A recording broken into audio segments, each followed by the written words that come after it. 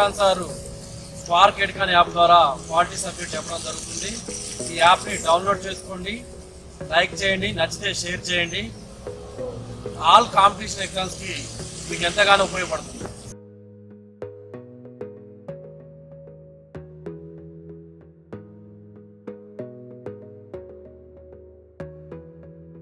Our Indian government will follow parliamentary form of government. In that, we all know we have two forms. I mean, two heads we'll be having. One is nominal head, and next is real head. Okay, the nominal head is our president, and we are discussing about him today in this session. Okay.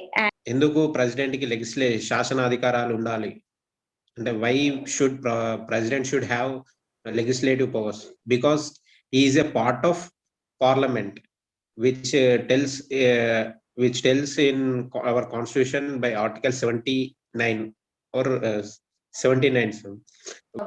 First one వచ్చేసి article number 117 parliament లో ప్రవేశపెట్టే ద్రవ్య బిల్లుల్ని, అంటే ఏదైనా ఒక ద్రవ్య బిల్లుని ప్రవేశపెట్టాలి అనుకుంటే పార్లమెంట్ లో కంపల్సరీ వాళ్ళు రాష్ట్రపతి యొక్క అనుమతిని తీసుకోవాల్సింది.